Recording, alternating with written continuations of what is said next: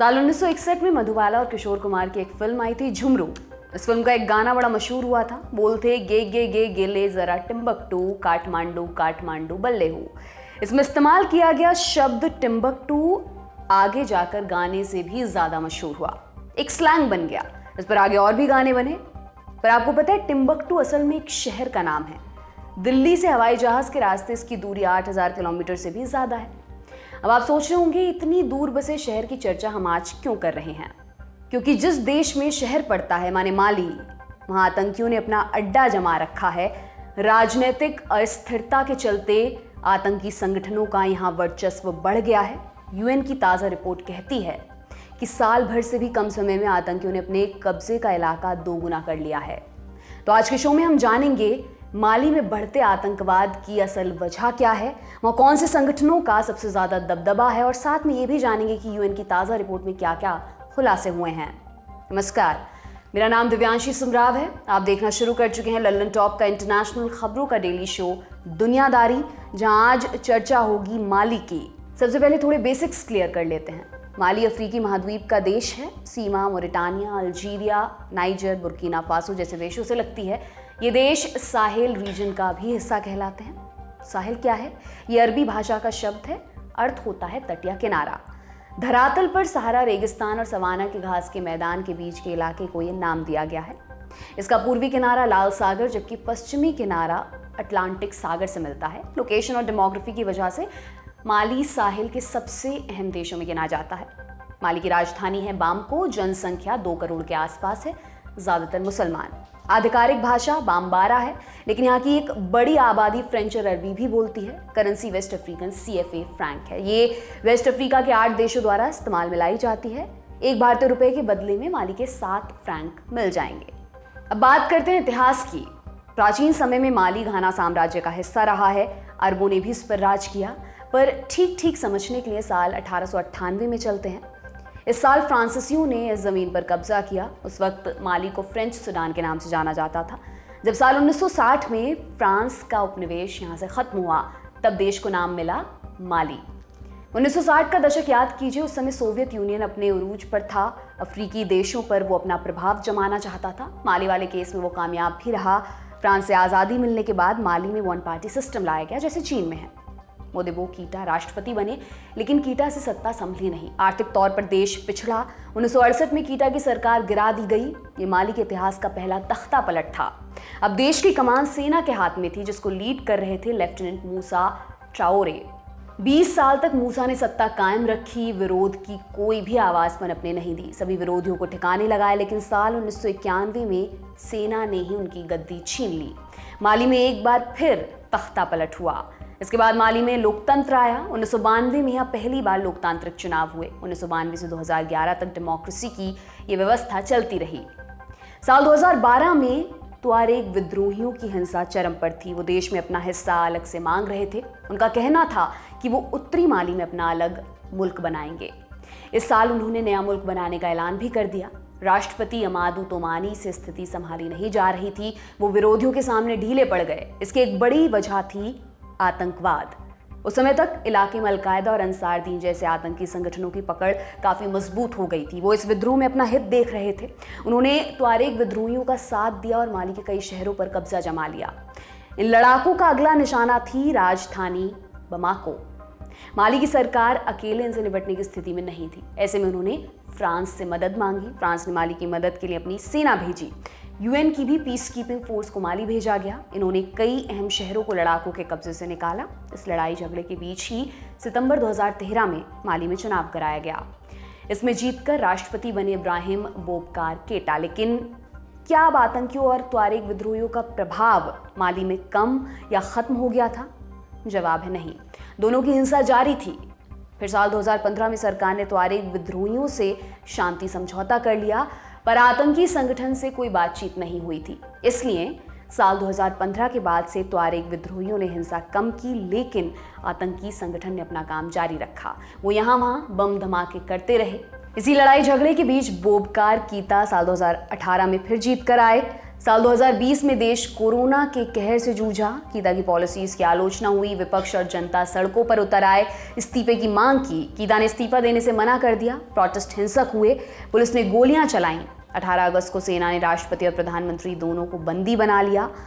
कीदा ने उस समय कहा कि मैं और खून खराबा नहीं चाहता, इसलिए इस्तीफा दे रहा हूं। उनके बाद असीमी गोइता ने सत्ता संभाली है और अब तक वही हेड ऑफ द स्टेट की भूमिका निभा रहे हैं। पर गोइता के आने से क्या बदलाव आए?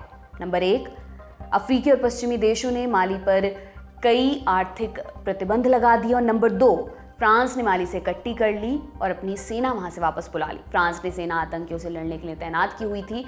उसके जाने के बाद माली में रूस का प्रभाव बढ़ा। उसने माली में अपनी सेना भेजी। इस सेना में वैगनर के लड़ाके भी शामिल हैं। वही वैगनर ग्रुप जिसके मालिक येवगेनी प्रिगोजिन की पिछले दिनों प्लेन क्रैश में मौत हो गई थी। हमने विस्तार से इस मामले में दुनियादारी के एक एपिसोड में बात की है। देखना चाहते हैं तो लिंक डिस्क्रिप्शन बॉक्स में आपको मिल जाएगा। तो ये रही माली की अब तक की कहानी। इसमें आपने 1-2 वाकये सुने कि कैसे दूसरे विरोधियों के साथ मिलकर आतंकी संगठन हमले करते थे, लेकिन इनकी शुरुआत कैसे हुई, ये संगठन यहाँ आए कैसे। साल 1996 में अफगानिस्तान में तालिबान का शासन आया। आरोप लगे कि यहाँ उसामा बिन लादेन छिपा हुआ है, यहीं से दुनिया भर में अलकायदा के अड्डों को अपने इशारों पर चला रहा है। फिर साल 2001 में अमेरिका में 9/11 आतंकी हमला हुआ। उसके बाद अमेरिका ने वॉर ऑन टेरर का बिगुल बजा दिया। अलकायदा उस समय तक इराक और सीरिया के पिछड़े इलाकों तक सीमित हुआ करता था। उसामा यहीं से अपना आतंकी अड्डा चला रहा था। 2 साल बाद अमेरिका ने इराक पर भी हमला बोल दिया। वहीं से इस्लामिक स्टेट का भी जन्म हुआ। जब अमेरिका की इराक से वापसी हुई तो आतंकी संगठनों को यहाँ फलने फूलने का मौका मिल गया। बाजू के देश सीरिया में वैसे ही राजनीतिक अस्थिरता थी, तो उन्होंने वहां भी अपने पांव पसार लिए। पर कुछ साल बाद जब वेस्ट की मार पड़ी तो इस्लामिक स्टेट और अलकायदा दोनों के लड़ाके भागकर अफ्रीका के अलग अलग इलाकों में जाकर बस गए।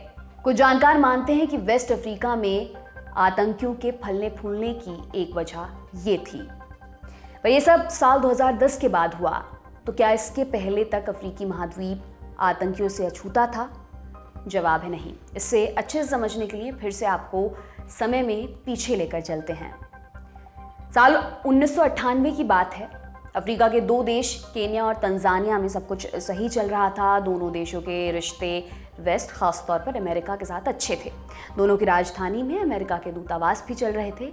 लेकिन 7 अगस्त 1998 को अमेरिका के इन्हीं दूतावासों पर बम विस्फोट किए गए। ये आतंकी हमला था। उद्देश्य था विदेशी नागरिकों को निशाना बनाना। इन हमलों में कुल 224 लोगों की जान गई थी और 5000 से ज्यादा लोग घायल हुए थे। हमलों के आरोप लगे अलकायदा पर। बाद में इसके पीछे कई साजिशकर्ता पकड़े भी गए, जो अब जेल की सलाखों के पीछे अपनी बची जिंदगी काट रहे हैं। जानकारों का कहना है कि इतने बड़े हमले के पीछे कई महीनों की मेहनत थी। ऐसे में काम सिर्फ अफगानिस्तान या इराक से बैठकर अंजाम नहीं दिया जा सकता था। इसके लिए अफ्रीका में पहले ही ज़मीनी स्तर पर काम कर अपने कैडर तैयार किए गए, जिसके बाद ये हमला अंजाम दिया गया। ये वाकया इस बात की तस्दीक करता है कि अफ्रीका में आतंक की जड़ बेहद पुरानी है। पर तंजानिया और केन्या तो ईस्ट अफ्रीका में बसे हुए हैं। क्या आतंकवाद यहीं तक महदूद था? वेस्ट अफ्रीका में उसकी शुरुआत कैसे हुई? हमने शुरू में आपको सालेह रीजन के बारे में बताया। इसमें नाइजर, माली, बुर्किना फासो जैसे देश शामिल हैं।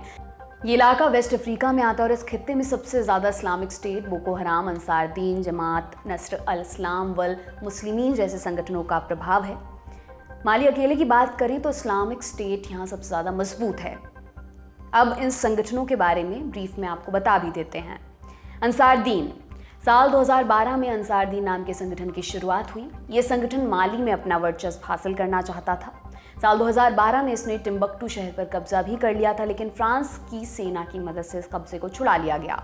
संगठन के पास 100 से ज़्यादा गाड़ियां थीं। ये भी कहा जाता था कि अंसार दीन लीबिया में गद्दाफी की मौत के बाद उसके हथियार हासिल करने में कामयाब रहा था। उसके लड़ाकों को लीबिया में हथियारों का एक बड़ा डिपो हाथ लगा था। साल 2012 में उसने माली के कई इलाकों पर कब्जा कर लिया था। इसमें 110 से ज़्यादा नागरिकों की जान गई थी। उसके बाद भी कई छोटी बड़ी गोलीबारी में संगठन का नाम आता रहा। फिर साल 2017 में अंसार दीन जमात नस्र अल इस्लाम वल मुस्लिमीन के साथ मर्ज हो गया। अब इसकी कहानी क्या है? साल 2017 में याद अगली ने अपने कुछ साथियों के साथ नया संगठन बनाने की घोषणा की। अंसार दीन समेत और भी कुछ छोटे संगठनों ने अपने आप को JNIM में मिला लिया। एक वीडियो में याद अगली और उसके साथियों ने अलकायदा के उस समय के चीफ अल जवाहिरी और तालिबान के नेता हिब्तुल्लाह अखुंज़ादा के नाम पर बैत ली थी, माने उनके प्रति अपनी निष्ठा प्रकट की थी। वीडियो में उन्होंने अलकायदा के मारे गए नेताओं उसामा बिन लादेन और मुसअब अल ज़रकावी की तारीफ भी की थी। साल 2019 में JNIM ने माली सेना पर हमला किया था। इसमें सेना के 21 जवान मारे गए थे। बाद में जिम्मेदारी भी JNIM ने ली थी। साल 2021 में JNIM से जुड़े 2 आतंकियों को ग्लोबल टेररिस्ट लिस्ट में शामिल किया गया था। मार्च 2021 में UN की पीस कीपिंग फोर्स और JNIM के आतंकियों के बीच एक बार फिर झड़प हुई थी। इसमें संगठन के 20 आतंकी मारे गए थे। अब बात करते हैं बोको हराम की। इस संगठन का उभार साल 2002 में उत्तरी नाइजीरिया में हुआ, जहां ये गुट फला फूला उस इलाके में मुस्लिम आबादी बहुसंख्यक थी। अफ्रीका के सबसे धनी देशों में गिने जाने वाले नाइजीरिया का ये सबसे गरीब इलाका है।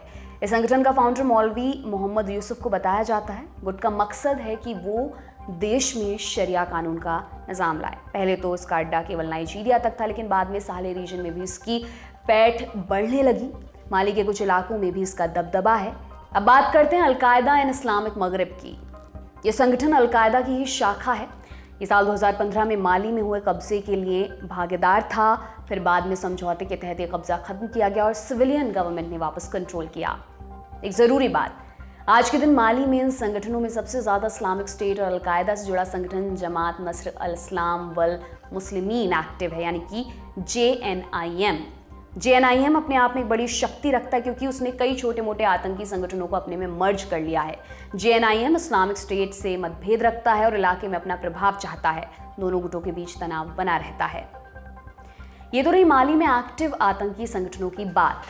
अब बात करते हैं UN की लेटेस्ट रिपोर्ट की। UN ने अपनी रिपोर्ट में कहा है कि इस्लामिक स्टेट ने पिछले 1 साल से भी कम समय में माली में अपने कब्जे वाले इलाके को 2 गुना बढ़ा लिया है।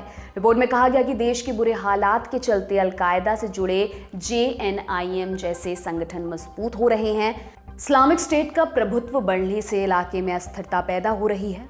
उसके हमलों ने लोगों में डर पैदा कर दिया है। ऐसे में प्रतिद्वंदी ग्रुप्स जैसे JNIM इसका फायदा उठा रहे हैं और उस इलाके में खुद को रक्षक के रूप में बता रहे हैं। दोनों के बीच टकराव की स्थिति है।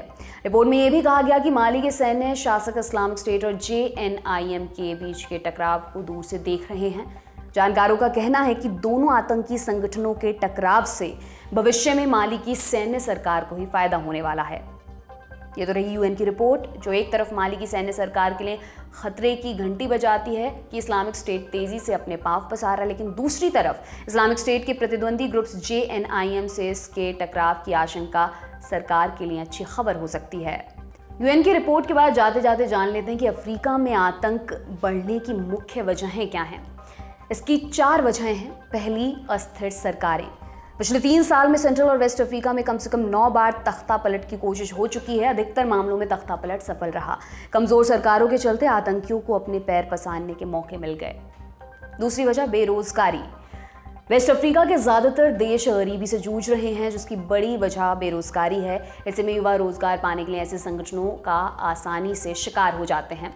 ये संगठन उनको निरंकुश सरकारों के प्रति बरगलाने में कामयाब हो जाते हैं। तीसरी वजह है वेस्ट के प्रभाव को कम करना। आतंकी संगठन चाहते हैं कि अफ्रीकी देशों में अमेरिका और फ्रांस जैसे देशों का प्रभाव कम रहे। इसकी वजह से वहाँ वो अपना वर्चस्व बढ़ाना चाहते हैं। चौथी वजह, फ्रांस का जाना। जानकार माली में इस्लामिक स्टेट के फलने फूलने की सबसे बड़ी वजह फ्रांस का जाना बताते हैं। माली में तख्ता पलट के बाद से असीमी गोइता ने सत्ता संभाली है, लेकिन वो देश चला नहीं पा रही हैं। ऐसे में उन्होंने रूस पर ज्यादा भरोसा दिखाया और वैगनर को अपने यहाँ तैनात करवा दिया। लेकिन इसी कड़ी में उसने फ्रांस का साथ खो दिया। फ्रांस ने पहले भी माली को आतंकी कब्जे से मुक्ति दिलाने में मदद की है, लेकिन अब ऐसा होता संभव नहीं दिख रहा है। तो क्या माली में इस्लामिक स्टेट और अलकायदा से जुड़े संगठन JNIM के बीच लड़ाई होगी, जैसा UN की नई रिपोर्ट इशारा कर रही है?